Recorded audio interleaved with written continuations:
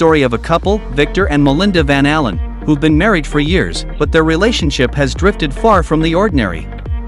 With Victor often absorbed in his work and Melinda feeling neglected, the two settle into a very unconventional arrangement. Melinda openly sleeps with other men, and Vic seems to turn a blind eye to her infidelity, but beneath the surface, something far more sinister is unfolding. What's really going on between this couple, and who's behind the mysterious deaths of the men in Melinda's life? At first glance, Melinda Van Allen seemed to be part of a happy, ordinary family.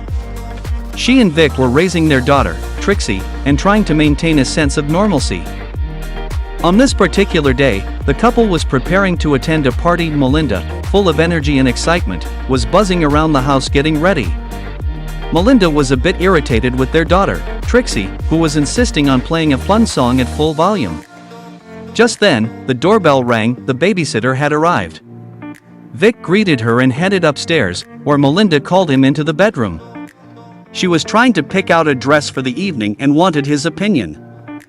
Victor helped her choose an outfit and even assisted her in putting on a new pair of shoes he'd recently brought back from New York as a gift. As he adjusted the shoes with quiet care, Melinda watched him closely and suddenly asked if he knew that she loved him. Vic paused, looked at her intently, and simply suggested they head downstairs. They were on their way out, driving to the party in good spirits. In the car, they listened to music and smiled at each other. Once they arrived at the house, the man helped his wife take off her coat. Melinda grabbed a glass of champagne, and they made their way to the buffet. The couple chatted with acquaintances about their children's education. Their more relaxed views on parenting surprised the others, but they had their own perspective and weren't interested in conforming. Melinda was clearly bored in the crowd. When she spotted Joel, her close friend, her mood lifted. Victor, her husband, also noticed the guy and saw how happy Melinda looked to see him. He grabbed a drink from the bar and wandered down the hall, scanning the room for them. Meanwhile, Melinda had taken Joel out of the hall and into the courtyard, where live music was playing. Victor walked to a window and saw the two of them kissing below. Melinda met her husband's gaze through the glass, then turned back to continue caressing her friend. Victor quietly walked away, and just then, an acquaintance approached and struck up a conversation. Melinda and Joel were dancing by the pool. One of the women at the party didn't like what she was seeing, Joel's wife, and decided to tell Victor about his wife's affair. But Victor didn't want to continue that conversation. Melinda had been drinking heavily and was now partying wildly, even dancing on the piano. When her husband approached, she put on a show for him and the guests gathered around the bar. Later that night, Victor ran into Joel. Joel thanked him for his hospitality and for allowing him to be such a close friend to Melinda. In response, Victor told him a story about a man named Marty, who had also been close to Melinda. Joel hesitated. He had heard of Marty, but never believed the rumors. Victor looked him in the eye and calmly said, "I killed him." Joel didn't say another word. He decided it was best to leave quietly after the party. Melinda started questioning her husband about what had happened to Joel, but Victor didn't want to talk about it. Instead, he told her to get in the car. On the way home, Melinda found a half-eaten apple in the glove compartment and playfully fed it to him. While Victor was paying the nanny, Melinda went into the kitchen and began undressing, which made the young woman uncomfortable. After seeing the nanny out, Victor helped his wife out of the rest of her clothes. They began talking about their relationship. Melinda admitted that, despite her lover's foolishness, she felt comfortable with him. Then she asked Victor to close the door behind her. Victor quietly walked away to watch the snails. At breakfast, Vic chatted with Trixie, who was working on a science experiment for school. Later, he drove the little girl to class. That afternoon, Vic met his friends for lunch, and the conversation quickly turned to Melinda's behavior. Meanwhile, back at home, Melinda confronted her husband, furious that he had hurt Joel. She told him he owed her boyfriend an apology. That evening, right on time, Joel arrived at the Van Allen home for dinner.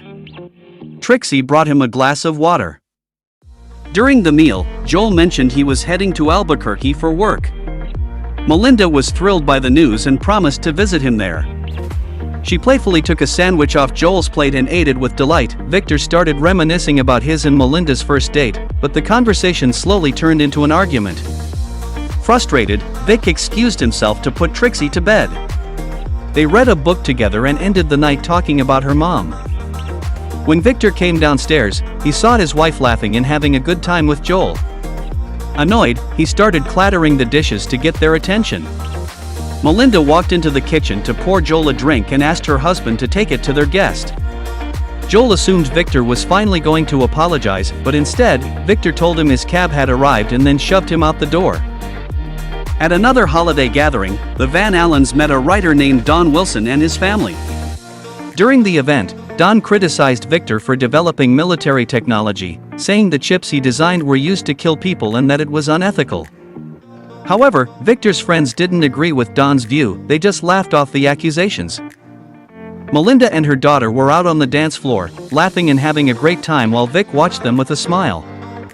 Then Kelly, the writer's wife, walked over to him and complimented Melinda. On a whim, Vic asked Kelly to dance, something that surprised all his friends, since he usually avoided that kind of thing. On the drive home, Melinda brought up the dance with Kelly Wilson. She suggested that Vic might be interested in the younger woman. At first, he brushed it off, but eventually admitted that he did find her attractive. Melinda gave a faint smile, unbuckled her seatbelt, and leaned in closer to her husband, as if to remind him where his attention truly belonged. A passionate night awaited them at home. Midweek, the couple went to watch Trixie play in a soccer game. While they were casually discussing the players on the opposing team, Vic got a call from the bank. The clerk informed him that his wife had requested to transfer $3,000 for piano lessons to someone named Charles Delilah. Curious about this new acquaintance, Vic decided to check him out and went to the bar where Charles played piano. Sitting at a table, Vic spotted his wife. She was already there, meeting with Charles. Upset, Victor left and went home. His daughter was waiting for him, playing poker with her nanny. Later that evening, Melinda came home in a disheveled, tipsy state. When Vic asked where she'd been, she told him about meeting a new friend and drinking too much. He helped her undress and then quietly broke the news. Martin McCrane, her long-missing lover, was dead. The news hit Melinda hard. Trixie and Victor adopted a puppy from the shelter, and the girl decided to name him Roger. On the way home, she was concerned about her mom's condition, while Victor noticed a pianist walking down the street holding a bouquet of tulips. When they got home, he found the same flowers sitting on the kitchen table. Victor ran into a friend at the bar where Charles was playing piano. The man complimented the young pianist, and Victor confided that Charles was teaching Melinda how to play. That night, as Vic tended to his pets, images of his wife flirting with the pianist kept flashing through his mind. Melinda stayed out all night, and when she finally returned, Victor began questioning where she had been. The couple started arguing, with Melinda provoking Victor, hoping to get some sort of reaction from him. But as always, Victor remained calm and restrained. He tried to forbid her from seeing Charles again, but Melinda ignored his words. At the next party, Charles showed up at the house. Melinda introduced him to everyone as her close friend. The young man played a short piece on the piano, Kate. While Charles performed, Melinda approached her husband and began fondling him. A little later, she introduced the men, and Charlie thought Vic's face looked familiar, but Vic denied it. As the party started to wind down, Vic lost track of his wife. One of his friends mentioned that Melinda was upstairs. Vic wasn't pleased to hear this, but he slowly made his way up to the second floor. Just then, Melinda, laughing and wearing a bathing suit, stepped out of the room, followed by the pianist. The couple headed toward the pool, and Victor followed them. He watched as his wife had fun in the water with her new friend, but then it started to rain. Everyone but Vic and Charlie went inside. Don stepped out onto the balcony and saw Victor watching the guy in the pool, but he didn't pay him any mind. When Vic went into the kitchen, he was craving fresh cookies, but the baking tray was still hot, and he burned his hand. Melinda started to worry when she couldn't find Charlie among the guests. She went out to the balcony and saw his body floating in the pool. The men pulled him out and tried to resuscitate him before the ambulance arrived, but it was too late. Melinda became hysterical and was taken inside the house. The police arrived on the scene and began questioning everyone about the party. Melinda told the detectives that her husband had killed Charlie. The friends were shocked by her accusations and her subsequent hysteria. The police took Melinda away to speak with her privately, then called Vic to give his statement. In the car, the couple rode in silence, with Melinda grieving over the death of her friend. Victor asked Melinda if she wanted to divorce him, since she thought he was a murderer. But Melinda didn't want a divorce because she believed her husband had killed for her. Victor went for a ride on his mountain bike. As he rode, his mind flashed back to the night he and Charlie had wrestled in the pool, and to the intimacy between his wife and the pianist. It was difficult for him to process. He pulled into his den and noticed a car following him, an unexpected turn of events. The next morning, when Victor took his daughter to school, he ran into the writer's wife. She revealed that, behind her back, her husband had been talking about how Vic was indeed involved in the pianist's murder. But Kelly didn't approve of her husband's actions. She hadn't wanted to invite Melinda to the party at all, knowing how unpredictable she could be. Vic tried to calm her down and ended up inviting both of them to dinner that evening. That night, the Wilsons arrived at the Van Allen house. Melinda was thrilled to have guests. Vic took Don out to show him his snail farm and asked him to stop telling people that Charlie Delilah's death was suspicious. As comments like that were damaging to Don's own reputation, Don was surprised that Victor didn't seem concerned about his reputation. He asked Victor how he thought the pianist had died and whether he'd be willing to take a lie detector test to prove his innocence. Victor said he would, and Don found that response a bit strange. Later, while walking down the street, Victor once again spotted the same car that had been following him. It was empty, but when he looked inside, he noticed a camera mounted on the dashboard. The car was parked near a cafe, and through the window, Victor saw his wife sitting with a stranger. He walked inside and joined them at their table. Melinda was clearly caught off guard by her husband's sudden appearance, but she had no choice. She introduced him to her companion. After speaking with him for a while, Victor became convinced that David Rigoni wasn't a therapist at all, but a private investigator. He went to the Wilsons' house to confront Don and find out why he had hired someone to spy on him. Kelly was furious about Don's actions, while Don tried to defend himself, insisting he had nothing to do with it. But Victor had proof. Later, Victor decided to follow his wife and discovered her latest hobby. That evening, he waited by her car, and the two of them went for a walk. Meanwhile, Trixie asked her father if it was true that he had killed Charlie. Rumors were spreading through the neighborhood, and kids were asking her about how her dad had drowned the piano player. Victor gently reassured his daughter that he had nothing to do with it. She didn't believe him, and Victor told her it would be their little secret. He tucked his daughter into bed just as the phone rang downstairs. Melinda picked it up and started chatting sweetly with someone about a trip to Brazil. Later, while Melinda was taking a bath, Victor tried to talk to her, but she completely ignored him. A few days later, Victor invited Tony Cameron, his wife's new friend, over to visit. Tony admired Victor's snail farm, and the two men moved into the kitchen to talk. Melinda came out to greet her friend, behaving provocatively. She began telling a story about how Tony was the first man she'd been with after moving to America. Tony looked uncomfortable, clearly embarrassed by her revelation in front of her husband. To ease the tension, Tony suggested adding some snails to the dish, but Victor was firmly against it. Melinda, with a hint of spite, encouraged her husband to go fetch some anyway. In response, Victor shared an unsettling fact with their guest that eating whole snails could actually be poisonous. During dinner, everyone seemed to be enjoying themselves, everyone except the host. Later, Melinda took Tony upstairs, and Victor quietly followed. As she flirted with Tony on the landing, she caught sight of her husband watching from the stairs. The next day, Victor ran into Tony on the street and told him that Melinda wanted to show him a building but couldn't reach him. He offered Tony a ride.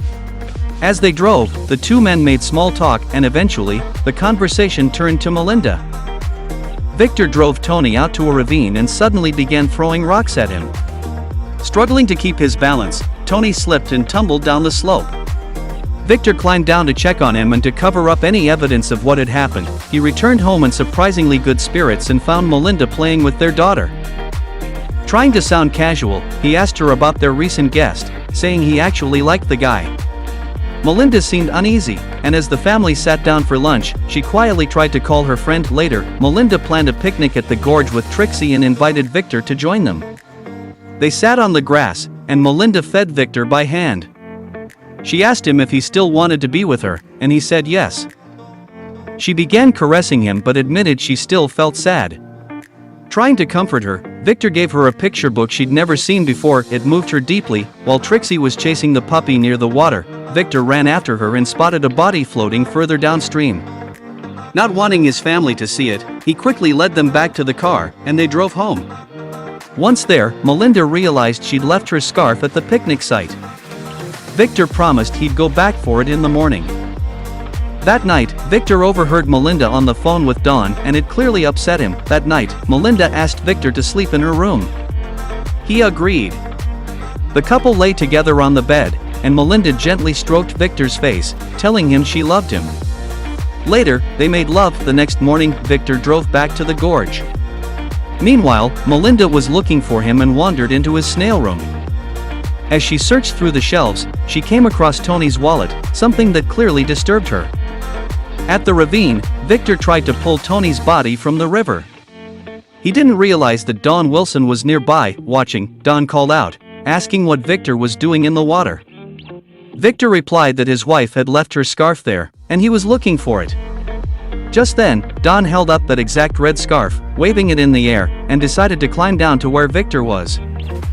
As he approached, a body suddenly surfaced near Victor. Dawn panicked and bolted for his car. Victor took off on his bike, chasing after Dawn. Meanwhile, Melinda was at home, packing her suitcase, deeply shaken by the thought that her husband might have killed Tony. Trixie noticed her mother's suitcase and, not wanting to leave, dragged it down the stairs and out to the pool. In protest, she threw the suitcase into the water. Back on the road, during the intense chase, Don lost control of his car, veered off the path, and crashed through a thicket of trees, plummeting off a cliff.